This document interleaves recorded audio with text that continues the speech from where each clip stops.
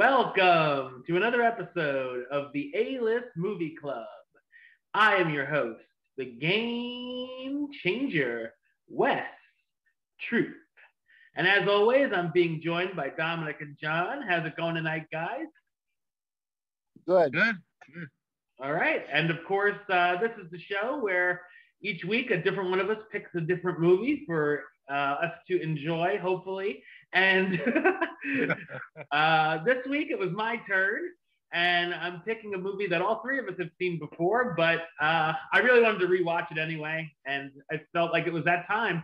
So I picked the 2012 Quentin Tarantino movie, Django Unchained.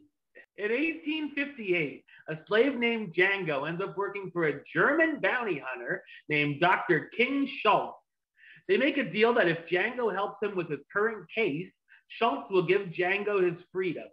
Schultz lives up to his word and partners with Django in search of Django's wife, who's currently a slave at the plantation of the notorious Calvin Candy. So, like we said, it's directed by Quentin Tarantino, and it was released on Christmas Day, 2012. And Dominic and I saw it in theaters not soon after Christmas Day. I think it was that opening week we went and saw it. What can you say? A fantastic movie, incredibly shot. It was a beautiful movie to watch. Just the way the scenery, the music, everything was perfect in this movie. For me, Christoph Waltz is probably the most underrated actor in the world. He is fantastic. He should be up there with De Niro and Pacino and Nicholson and all those guys. He's just absolutely fantastic in this movie. Jamie Foxx, I'm not a huge Jamie Foxx fan, but he was very, very good in this movie. Leonardo DiCaprio, what can you say? He's always very good. I can sum this movie up in one word, which is just fantastic. It's very bloody, very violent, but Quentin Tarantino kind of does that. Somebody gets shot and there's blood spurting everywhere. So, yeah, great movie. Definitely. God, they're way up there on my list of movies. What can you say? I don't think I've seen a bad Tarantino movie. Well, I don't know. I wasn't a big fan of the Kill Bills. They were okay, but they were so good. But it's not like this movie or Reservoir Dogs or Fiction. yeah, Pulp Fiction or Inglourious Bastards. Inglourious Bastards. Yeah, wonderful movie. Highly recommended. If you've never seen it, do yourself a favor and watch this movie. I agree with everything you said, Dom. Tarantino is my favorite director. I've seen all his movies except for the last one, Once Upon a Time in Hollywood. Haven't seen that one yet. It's good. I think Jackie Brown is sort of his weakest. I've seen it, but I don't remember anything about it. I like Jackie Brown. I like that movie. I'd have to watch it again. I really don't remember it. But I liked Hateful Eight, the one he did after this. I thought that was very good too. Mm-hmm. Everything you said, the acting is great. I like Christoph Waltz. Everything I've seen him in, he's always fantastic. Jamie Foxx is hit or miss, depends upon what role he's in. I thought he was good in this one. Mm-hmm. Everything's good. But even the Leonardo DiCaprio, who doesn't come in until like half the movie's over, 3/4 of the movie's over, he's good. Samuel Jackson is good. I forgot about Samuel L. Jackson. He was fantastic. Yeah, he was. Yeah, everybody was good. Mm-hmm. Tarantino, man, I like like most of his movies. There's a lot of dialogue, a lot of talking, violence. Mm-hmm. I agree. I think it's a terrific movie. I have here very bloody and violent, like all Tarantino movies. And it also doesn't shy away and shows the horrors of slavery, like a lot of other movies have since and before this. And it's really hard to believe that that was how things were back in the day. And that's how people were treated and treated each other and whatnot. But I said, definitely it can be uncomfortable and hard to watch at times, but it's very powerful. And also that dinner scene, one of the most tense scenes I've seen in a long time, when he has the skull, shall we say, some very tense stuff there. And even with the heavy subject matter, there's very funny moments here and there, some laugh out loud stuff. Tarantino's signature style is all over this movie. Like you guys were saying, I really liked when the one person gets shot in the field and the blood spatters onto the cotton. I thought that was like, wow, chef's kiss. This is a perfectly casted movie, I think. Everyone's perfect in their roles. I think Dr. Schultz is the coolest bounty hunter since Boba Fett. Also, Leonardo DiCaprio, I always liked him before this role, but this was the role that made him one of my favorites.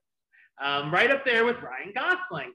And and yeah, I definitely like. Whenever you mention Ryan Gosling, do you get a boner? Oh. So back to my points here. He was fine in Titanic, and then I just didn't watch his movies for a while, and then I liked him in Shutter Island. Ryan Gosling was in Titanic. And I liked him in Shutter Island and Inception, but this was like the one where I'm like, okay, I'm really digging Leo here. And then from then on. Definitely some interesting cameos that I totally forgot about. That I was like, oh my God, I totally, spaced out on them being in this movie. I love the theme song at the beginning, the Django theme. And I have to shout out to the Ain't No Grave because it reminded me of The Undertaker. And I also like that they posted the notice that no horses were harmed in this film at the end. But yeah, definitely an all-around great movie. One of the best movies that came out in 2012. And it was nominated for Best Picture, which it should have been, definitely. But yeah, it was on my best of the year list that year. What won it that year? Argo. Okay. I've never seen that, so. Me either. I guess everyone knows by now the famous scene with Leonardo DiCaprio cutting his hand. Yep. Yeah, I watched it with my son's mom, and I paused it. I said, look, his hand's all red. He legitimately cut himself and stayed in character and finished the scene. And you know what I couldn't believe in that scene was when he put the hand on Kerry Washington's face.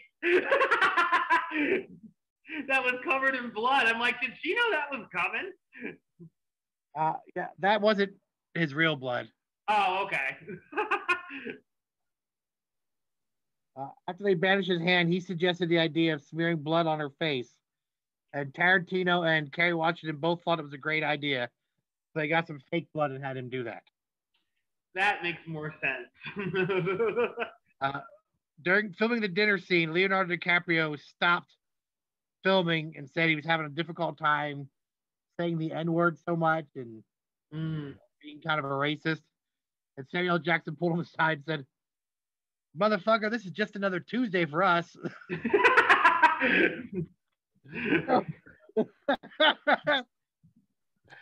Oh, you got Yeah, love Samuel Jackson. the first time Leo played a villain since Man in the Iron Mask in 1998. I forgot he was a villain in that movie. Yeah, In Man in the Iron Man. I've never seen that either. I saw that in theaters.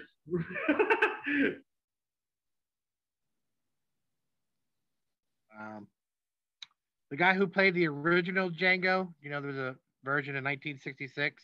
Mm-hmm. The guy that played the original Django was in this movie in a cameo. Oh, wow. He's the guy sitting next to Leo when the two black guys are fighting. Oh. Spider's the one that lost.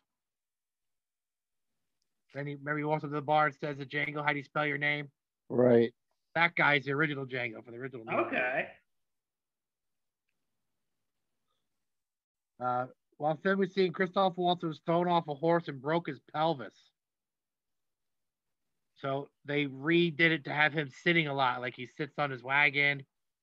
Wow. In Leo's wagon, he's sitting. They try to, keep filming, but have him sit as much as they could. Wow. Christoph Waltz originally turned it down because he didn't want to play another German evil guy. He thought, I've done that already. And Tarantino kept sort of begging him and bugging him. He said he would only agree to do it if his guy stayed good the whole movie. Okay. He could not be a bad guy. He had to be a good person. Oh yeah, because he was awesome. And then after that, he went on to do villain roles again. He may be that character may be, I think, is probably my top 10 characters of all time in movies. Wow. Yeah, I thought he was spectacular. Yeah, he's really good.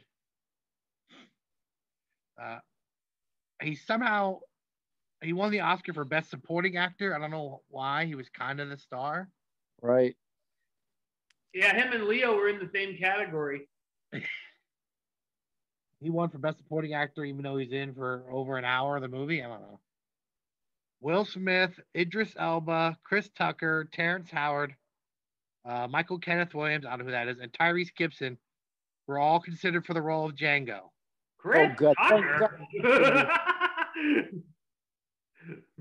Tarantino actually wrote the role with Will Smith in mind. I could see that. Will Smith's agent. He would have been good in that role. Yeah, they wanted him to take it, but Will Smith declined. What was he doing? After Earth instead? That was around that time period. Tarantino said that Calvin Candy is the only character he's ever created who he truly despises. That's a great villain. I don't want to spoil the one cameo, but that was cool. Yeah. The first time I watched it, I was like, I didn't even pay attention to that. Yeah. And then when I watched it, I'm like, holy shit, that's who that is. Holds the all-time record for use of the N-word in a movie. I thought so. Yeah. 116 times. Like a drinking game, man. You'd be drunk in this movie. Supposedly in one of the Kill Bills, Kill Bill 2, there's a gravestone that says Paula Schultz. And it's supposed to have died in like 1880.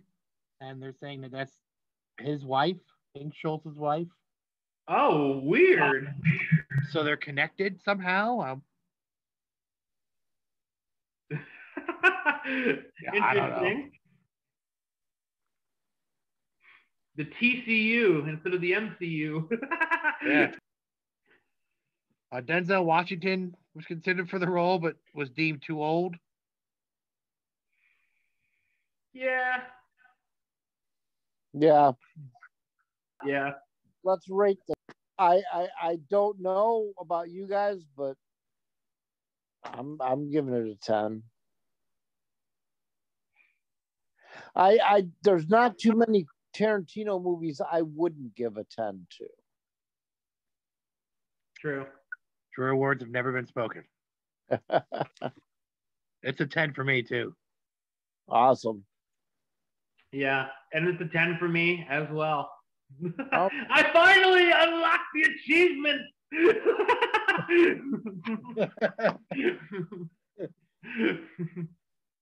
That makes up for Killer Clowns and The Crow.